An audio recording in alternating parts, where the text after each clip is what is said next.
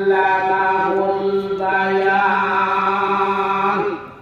ভাইরা উঠতেছেন কেন, বসেন, যাচ্ছেন কেন? আল্লাহ পাক রব্বুল আলামিন বলেন, আর রহমান তিনি দয়াময় আল্লাহ, আল্লামাল কোরআন তিনি কোরআন নাযিল করেছেন, খলাকাল ইনসান এবং মানুষকে সৃষ্টি করেছেন, আল্লামাহুল বায়ান তিনি মানুষকে কথা বলার শক্তি দিয়েছেন। কথা বলার ঠিক না? আল্লাহ পাক রব্বুল আলামিন মানুষকে কথা বলার শক্তি দিয়েছে, কিন্তু দীর্ঘ 16টি বছর এই স্বৈরাচারী জালিম আমাদের বাক শক্তিকে কেড়ে নিয়েছিল। আসলেই দেখেন, তারা চেয়েছিল যে এই দেশের মধ্যে যেন কোরআনের আলোচনা না হয়, এই দেশের মধ্যে যেন আলেম ওলামারা নিশ্চিহ্ন হয়ে যায়, এটাই কিন্তু তাদের চাওয়া ছিল। কথা বলেন? আচ্ছা, এই আল্লাহ রাসূল সাল্লাল্লাহু আলাইহি ওয়াসাল্লামের জামানাও কিন্তু কাফের মুশরিকেরা চেয়েছিল। এই কথাটা আল্লাহ পাক রব্বুল আলামিন পবিত্র কোরআনের সূরা তাওবা, এই সূরা তাওবার 32 নম্বর আয়াতের মধ্যে আল্লাহ লিপিবদ্ধ করে দিলেন, ইউরিদুনা আইয়াতুফিউ নূরাল্লাহি বিআফওয়াহিহিম ওয়া ইয়াবাল্লাহু ইল্লা আইয়ুতিম্মা নূরাহু ওয়ালাউ কারিহাল কাফিরুন। জোরে জোরে বলেন আল্লাহু আকবার। সম্মানিত ভাইরা, কাফের মুশরিকরা চেয়েছিল তাদের মুখের ফুৎকারে মুখ দিয়ে ফু দিয়ে তারা কোরআনের আলোকে নিভিয়ে দিবে, কিন্তু মহান আল্লাহ পাক রব্বুল আলামিন পবিত্র কোরআনের মধ্যে বলছেন, ইন্না নাহনু নাযালনা যিকরা ওয়া ইন্না লাহু লাহাফিজুন। আল্লাহ পাক রব্বুল আলামিন বলেন, নিশ্চয়ই আমি কোরআন নাযিল করেছি এবং এই কোরআনের সংরক্ষক আমি আল্লাহ নিজে। জোরে সুবহানাল্লাহ। তাহলে এই কোরআনের সংরক্ষক কে? আল্লাহ।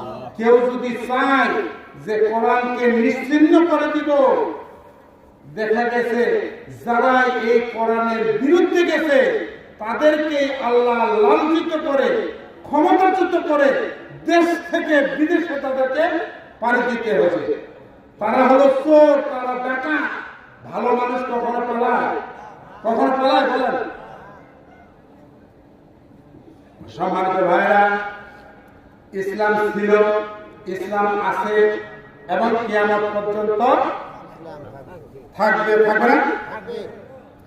চিরদিনের দুনিয়ায় হয়েছে হায় ইসলামের জয়। কথা বলেন, কি বলবো? বলবো, চিরদিনের দুনিয়ায় হয়েছে হায় ইসলামের জয়। যুগে যুগে ইসলামের কারণে, যুগে যুগে ইসলামের কারণে কত যে ভাই রক্ত ঝরায় চিরদিনের দুনিয়ায় হয়েছে হায় ইসলামের জয়। যতদিনে বুকে আছে প্রাণ, যতদিনে বুকে আছে প্রাণ, আমি গায়ে যাব ইসলামী গান। নাস্তিকেরা বাধা দিলে ইমানদার রাখবে না তাদের জান। চিরদিনের দুনিয়ায় হয়েছে হায় ইসলামের জয়। কথা বলেন ঠিক কিনা? হ্যাঁ ভাই, এই দুই একজন করে উঠতেছে, কি শেষ করে দিল না? দোয়া করে দিব না? দুই একটা কথা বলবো, কোনটা বলেন? বলবো? আপনারা উঠে চলে যাচ্ছেন ভাই, এই লোক ছাড়া এইভাবে সমাজের ভাইরা আপনারা একটা সামনের দিকে আগায় আসেন। আমি আপনাদের সর্বপ্রথমে বলছি, আসলে দেখেন যে আপনারা হলেন বিমানের যাত্রী। কিসের যাত্রী? বিমানের যাত্রী। সম্মানিত ভাইরা, পৃথিবীতে সমস্ত মানুষের সমস্ত আশা আল্লাহ পূরণ করেন। আপনারা যারা আসছেন আপনারা খুবই সৌভাগ্যবান। এই কোরআনের ছায়া তলে আসছেন। আল্লাহ রাসূল সাল্লাল্লাহু আলাইহি ওয়াসাল্লাম হাদিসের মধ্যে বলছেন, মাজলিসুল ফিকহি খায়রুম মিন ইবাদাতি 60 সানা। কোরআন হাদিসের মজলিস, সেটা যদি সেই জায়গায় কোনো ব্যক্তি 1 ঘন্টা বসে থাকে, আল্লাহ পাক রব্বুল আলামিন ওই ব্যক্তির আমলনামায় 60 বছরের নফল ইবাদতের সওয়াব দান করে দেন। সুবহানাল্লাহ। তাহলে আপনারা বসে থাকলে কি লোক আছে? এত হা হা করবেন, না হলে কিন্তু একেবারে ওই হা হা যদি না করেন। আমাদের এলাকায় এক হুজুর ওয়াজ করতেছে, চোখ বন্ধ করে। এই হুজুর ওয়াজ করতেছে আর সব লোক কি উঠে চলে গেছে। হুজুর চোখ খুলে দেখতেছে একজন মানুষ বসা। হুজুর এখন আফসোস করে বলতেছে, যাক সবাই গেছে, যাক কোনো দুঃখ নাই, কিন্তু একজন আল্লাহওয়ালা ব্যক্তি বসে আছে। ওই লোকটা এখন বলতেছে, হুজুর আপনি ফাজলামি করছেন, আমি আল্লাহওয়ালা না, আমি হলাম মাইতোলা। আপনি মাইতোস করেন না, আমি কি চাইতো পারি না, বুঝলেন? সম্মানিত ভাইরা, মানুষের সমস্ত আশা পূরণ হবে না যতক্ষণ পর্যন্ত এই মাটিতে কবরে না যায়, ততক্ষণ পর্যন্ত মানুষের আশা পূরণ হবে না। আল্লাহ নবী সাল্লাল্লাহু আলাইহি ওয়াসাল্লাম মসজিদে নববীর মধ্যে বসা সাহাবীদেরকে নিয়ে আলোচনা করতেছেন। এমন সময় একজন সাহাবী জিজ্ঞেস করলেন, ইয়া রাসূলুল্লাহ, শেষ জামানায় আপনার উম্মতেরা কিরকম হবে, একটু যদি আমাদেরকে জানাইতেন। শেষ জামানায় কিন্তু আমরা পড়ে গেছি ভাইয়া, একটু ভালো করে মনোযোগী হন। এই শেষ জামানায় আমরা পড়ে গেছি, মানুষের সমস্ত আশা পূরণ হবে না। কবরের মাটি ছাড়া আল্লাহকুম মুত্তাকাসুর হাত্তা যুরতুমুল মাকাবির। কবরের মাটি ছাড়া মানুষের আশা পূরণ হবে না। সম্মানিত ভাইরা, আল্লাহ নবী সাল্লাল্লাহু আলাইহি ওয়াসাল্লাম সাহাবীদের সামনে বর্ণনা করতেছেন শেষ জামানার মানুষেরা কেমন হবে। আল্লাহ রাসূল সাল্লাল্লাহু আলাইহি ওয়াসাল্লাম বলতেছেন যে পূর্বের যুগের কিছু মানুষ ছিল, এর মধ্যে দুইজন মানুষ, একজন মানুষের নাম হলো আব্দুল্লাহ আর আরেকজন মানুষের নাম হলো আব্দুর রহমান। বাবার নাম আব্দুল্লাহ আর ছেলের নাম হলো আব্দুর রহমান। আল্লাহ পাক রব্বুল আলামিনের কাছে এই দুইটি নাম সবচেয়ে প্রিয়, কিন্তু আমরা যারা পিতা আছি, যারা মাতা আছি, তারা আমাদের সন্তানের নাম রাখি না বল্টু, এরকম রাখা না? হ্যাঁ, এরকম নাম রাখা না? আসলে আল্লাহর কাছে প্রিয় নাম হলো আব্দুল্লাহ এবং আব্দুর রহমান। সম্মানিত ভাইরা, খুব মনোযোগী হতে হবে। আল্লাহ রাসূল সাল্লাল্লাহু আলাইহি ওয়াসাল্লাম সাহাবীদেরকে বলতেছে, দুইজন মানুষ ছিল, আব্দুল্লাহ এবং আব্দুর রহমান। এই আব্দুল্লাহ বিশাল বড় ধনী মানুষ ছিল। এই আব্দুল্লাহ যখন পৃথিবী থেকে ইন্তেকাল করল, তার একমাত্র সন্তান আব্দুর রহমান থাকলো। এই আব্দুর রহমান পিতার সমস্ত সম্পত্তি মালিক হয়ে গেল। পিতার সম্পত্তি কে পাবে? সন্তান পাবে না? যদি কোনো সন্তান মনে করে আমি পাই কি, পাবো কি পাবো না, এরকম যদি মনে করে, তাহলে কি হবে? পিতার উত্তরাধিকারী হলো তার সন্তান। সম্মানিত ভাইরা, যখন এই আব্দুর রহমান তার পিতাকে হারাইলেন, তার মাতাকে হারিয়ে ফেললেন, পিতা মাতা দুইজনে পৃথিবী ছেড়ে চলে গেল। ভাইরা আমার, যাদের পৃথিবীতে পিতা এবং মাতা পৃথিবীতে বেঁচে নাই, তাদের মতো অসহায় আর পৃথিবীতে কেউ নাই। সম্মানিত ভাইরা, যারা এখানে উপস্থিত আছেন, আমার মনে হয় ম্যাক্সিমাম মানুষের পিতা এবং মাতা দুনিয়া ছেড়ে চলে গেছে। যাদের পিতা মাতা দুনিয়া ছেড়ে চলে গেছে, তারাই কিন্তু উপলব্ধি করতে পারবে পিতা মাতার কি মায়া, ঠিক কিনা? পিতা মাতা যাদের ভাইরে এই দুনিয়ায় বেঁচে নাই, আসমানের নিচে জমিনের উপরে, তারাই তো হলো অসহায়। কথা বলেন ঠিক কিনা? মা নামটি এতই মধুর, বারবার ডাকতে মন চায়। মা নামটি এতই মধুর, বারবার ডাকতে মন চায়। মা বলে দিলে ডাক, মনে শান্তি পাওয়া যায়। মায়ের মতো আপন ভেবে আতো আদর কেউ করে না। মায়ের মতো আপন ভেবে আতো আদর কেউ করে না। খালা বলো, ফুফু বলো, মায়ের মতো কেউ হবে না। কি ভাই হবে? পিতা মাতার আদেশ মেনে চলো, ছোট তুমি হবে না। এহকাল পরকাল থাকলে ভালো, অভাব তোমার হবে না। সম্মানিত ভাইরা, পিতা মাতার কথা মতো তুমি যদি চলো, তোমার এহকাল পরকাল দুই কালেই ভালো থাকবে। কি কথা বলেন ঠিক কিনা? সম্মানিত ভাইরা, এই আব্দুর রহমানের পিতা আব্দুল্লাহ যখন ইন্তেকাল করলো, আমি অল্প সময়ের মধ্যে ইনশাআল্লাহ শেষ করে দেব, একটা মনোযোগী হন ভাই। যখন ইন্তেকাল করলেন, ছেলেটা অসহায় হয়ে গেল, পিতা মাতা মরে গেল।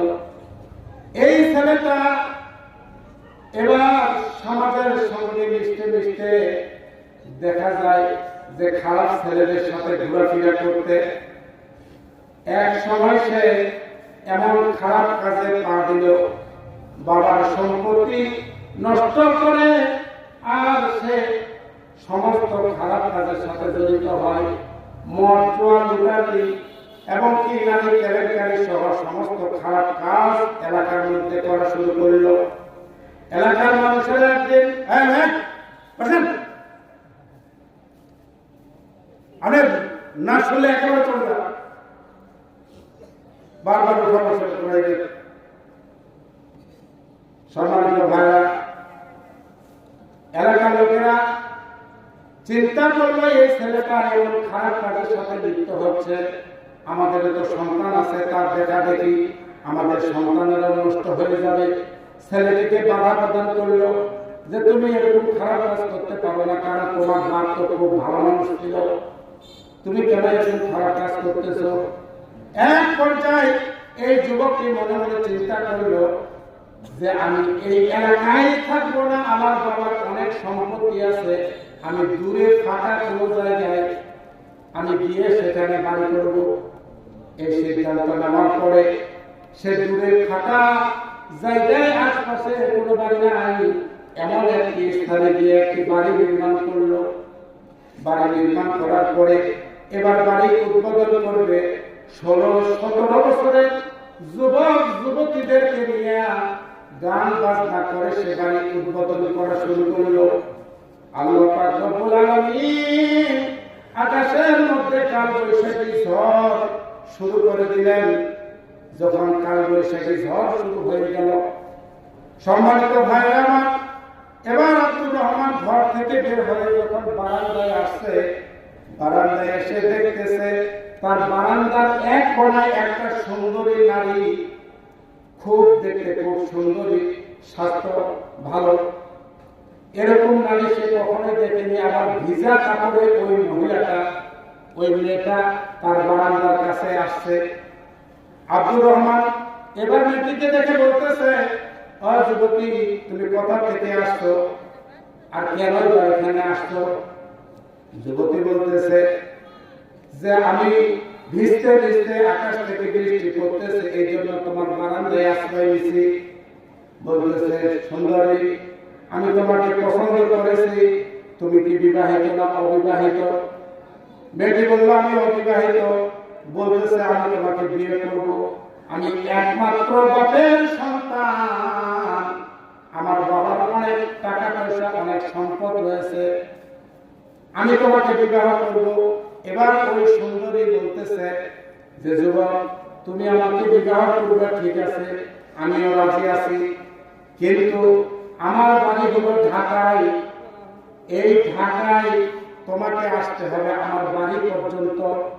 তুমি যদি আমার বাড়ি পর্যন্ত আসতে পারো তাহলে তোমার সাথে আমার বিবাহ হবে। এবার যুবকটি বলতেছে, সুন্দরী, তোমাকে পাওয়ার জন্য শুধু ঢাকা কেন, যদি বাংলাদেশ ছেড়ে ইন্ডিয়াও যেতে হয় তাও আমি যাবো, যাইতে রাজি আছি, তোমাকে বিবাহ করব। সুন্দরী বলতেছে, যুবক, তুমি আমার বাসায় যাওয়ার সময় 6টি দৃশ্য দেখতে পাবে। কয়টি দৃশ্য? আপনারা কি ঘুমাচ্ছেন নাকি? একটু আওয়াজ দিতে হবে। 6টি দৃশ্য দেখতে পাবে। কিন্তু যুবক, তুমি যদি এই 6টি দৃশ্য দেখে ভয় পাও তাহলে তুমি কখনোই আমার বাড়িতে যাইতে পারবে না, আর আমার বাড়িতে না যাইতে পারলে আমার সাথে তোমার বিবাহ হবে না। কয়টি? 6টি। আপনারা কি শুনলেন? এই 6টা কি কি? সম্মানিত ভাইরা আমার, কেউ ওঠাউঠি করা যাবে না। এই আজকে কোরআনের মাহফিলে আসছেন, এমনি সময় তো হাট বাজার, চা দোকানে, বিভিন্ন জায়গায় সময় নষ্ট করেন। এই যে ছেলেরা মোবাইলে সারা রাত, যুবকেরা মোবাইল টিপতেছে, আছে না? এইখানে 1-1.5 ঘন্টার সময় কোরআন হাদিসের দুই একটা কথা শুনে আমল করতে পারবো না বাচ্চারা? ইনশাআল্লাহ। জোরে বলেন ইনশাআল্লাহ। সম্মানিত ভাইরা, এই কথা বলার পরে এবার যুবতী ওই আব্দুর রহমানের বারান্দা থেকে রওনা করলো তার বাড়িতে। পরের দিনে আব্দুর রহমান এবার যুবতীর বাড়িতে যাচ্ছে। পরের দিনে যাওয়ার পথে বাড়ি থেকে কিছু দূর রওনা করেছে, আর রওনা করার পরে দেখলো বিশাল আকৃতির একটি কুত্তা, অর্থাৎ কুত্তার 2 রকম হয়, একটা হলো কুত্তা পুরুষ, আরেকটা হলো কুত্তি, বুঝলেন তো? একটা পুরুষ লিঙ্গ, একটা স্ত্রীলিঙ্গ। স্ত্রীলিঙ্গ একটা সে কুকুর দেখতে পাইল, এত বিশাল বড়। এবং আশ্চর্যের বিষয় হলো এই কুত্তিটা, এই কুকুরের পেটের ভিতরে, এটা গর্ভবতী কুকুর, এর পেটের ভিতরে যে বাচ্চাগুলি আছে, এই বাচ্চাগুলির ভেতরে ঘাঘ ঘাঘ শব্দ করতেছে। এই আব্দুর রহমান বাইরে থেকে শুনতে পাইতেছে।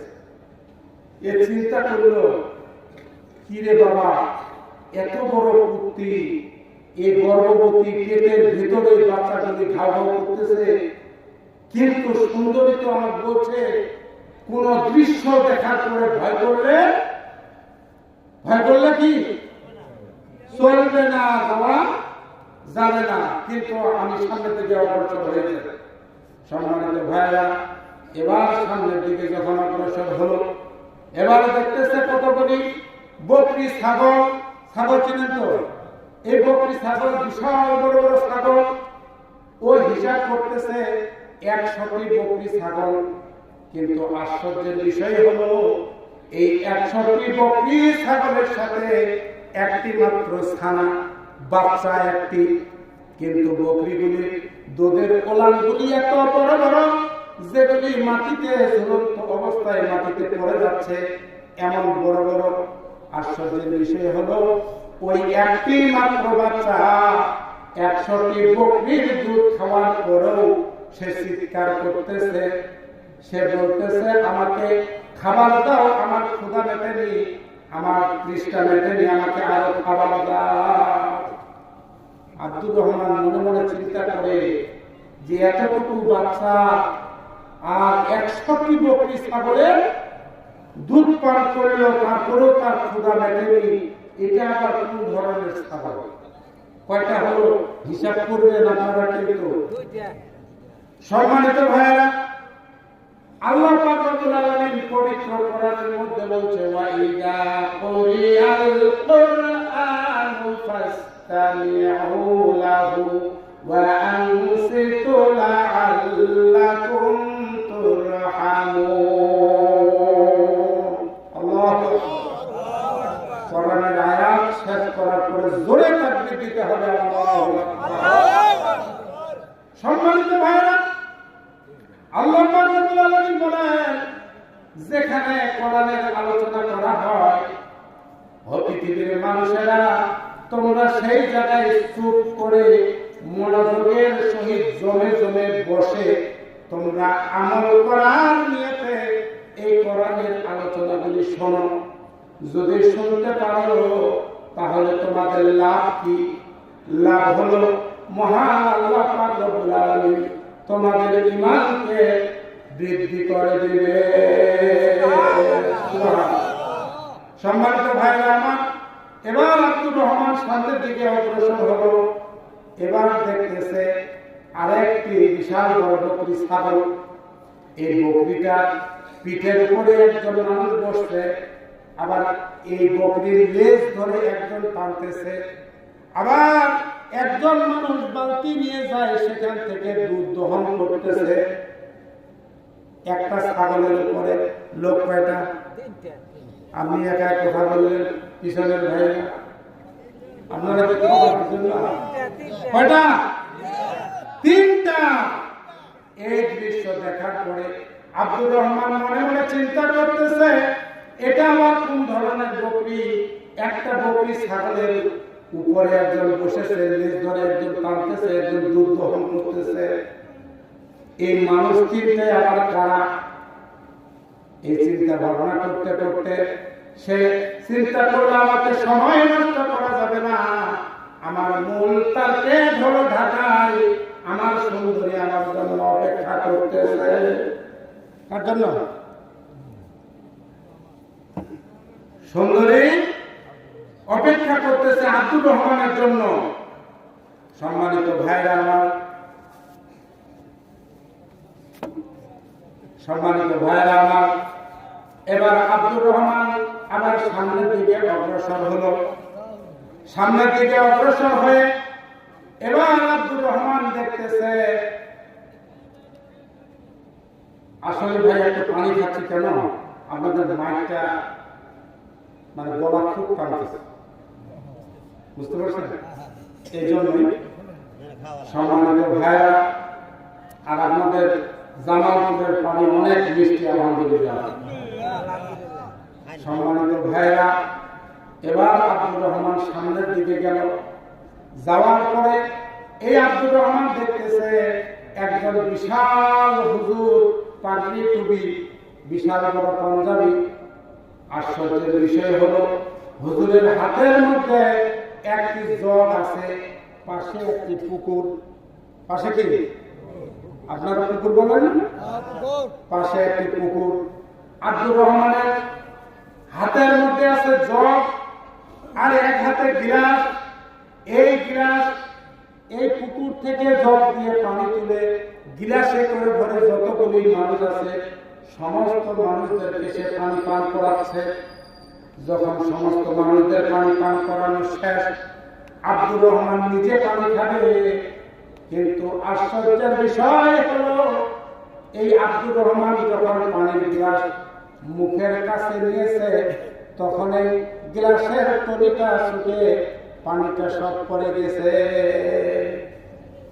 আব্দুর রহমান মনে মনে চিন্তা করতেছে, এটা কোন ধরনের হুজুরের বাবা, সবার পানি খিলাছে, নিজে যখন পানিটা খাবে তখন কি গ্লাসের তলি ছুটে গেল, কিন্তু আমার তো সময় নষ্ট করে গেল।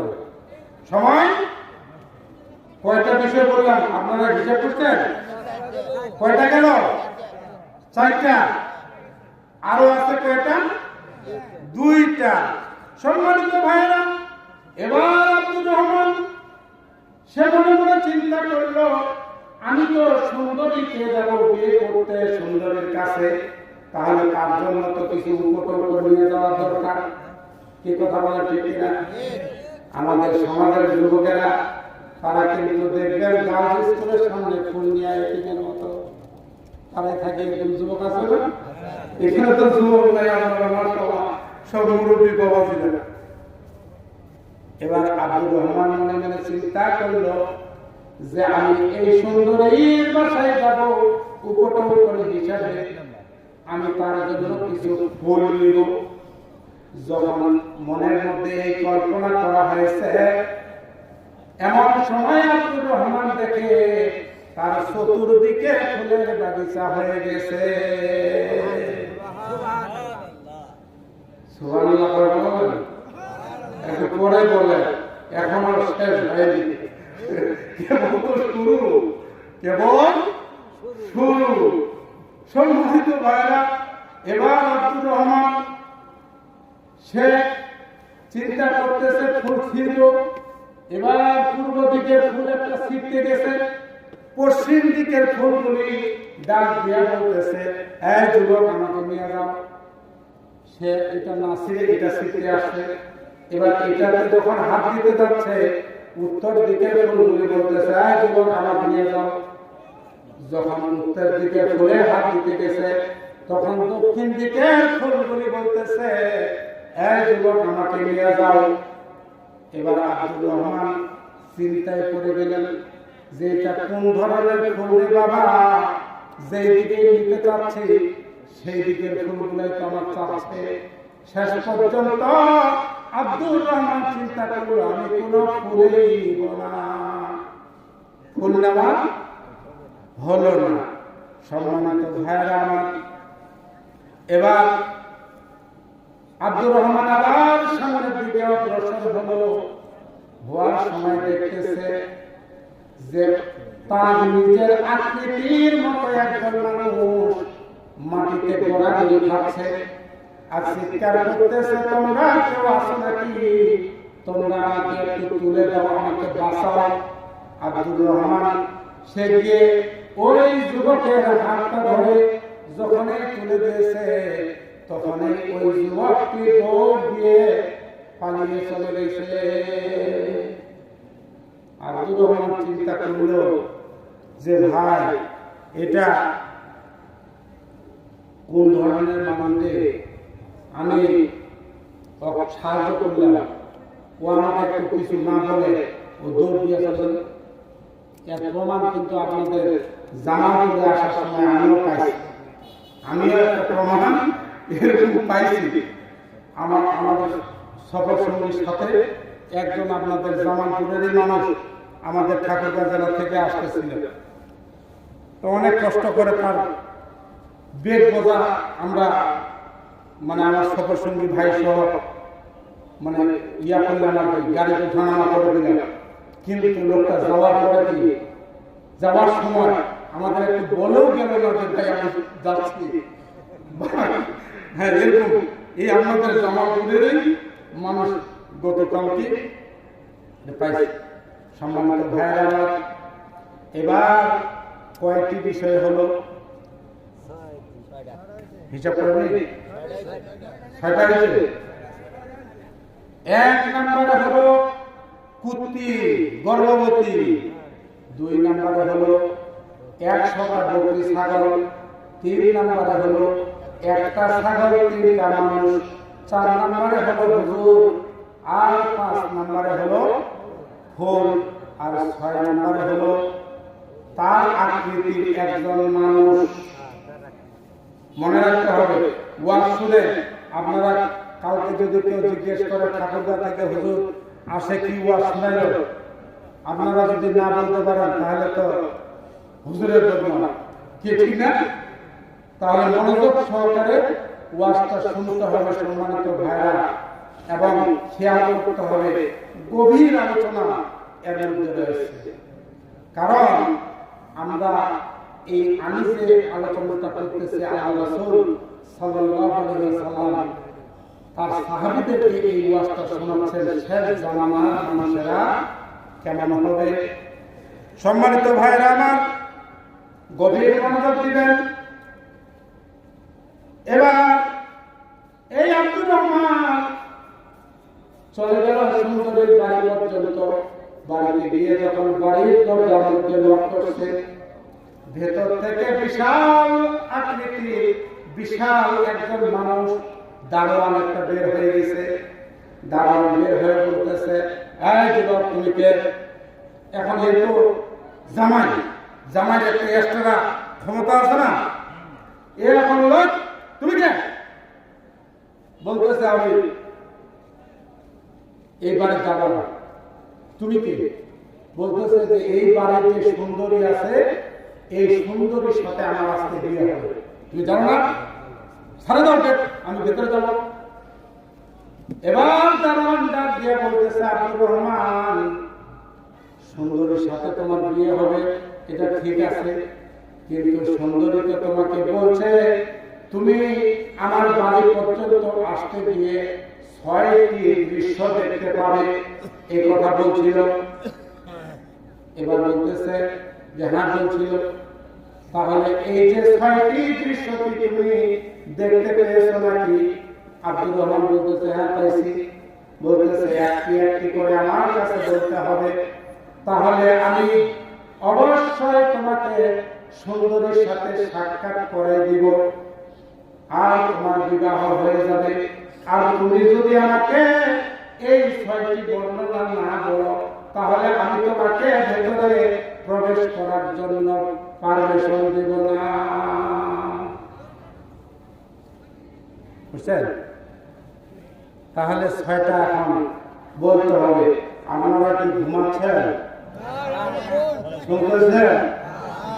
চলবে কিছুক্ষণ? চলবে? একটু তাকবীর দেন, লিল্লাহি তাকবীর, লিল্লাহি তাকবীর। জামালপুরের মানুষ যেন আশপাশে যারা ঘুমায় আছে তারা যেন বুঝতে পারে যেন কিছু হচ্ছে সেখানে, নাকি কিন্তু পারবেন না তাকবীর দিতে মাঝে মধ্যে ইনশাআল্লাহ। সম্মানিত ভাইরা, এই মুরব্বী বাবাজি বসেন, কোথায় চলে যাচ্ছে? এরকম ওঠা বসা করলে তো হবে না। সম্মানিত ভাইরা, পাশে মনে মা বোনেরাও আছে, মা বোনদের জন্য কিছু আলোচনা সামনের দিকে আসতেছে, একটু ধৈর্য ধরতে হবে। সম্মানিত ভাইরা, এবার আব্দুর রহমান কিন্তু একটু বিপদে পড়ে গেল, কারণ দারোয়ানের কাছে বলা লাগবে, না বলে সে সুন্দরী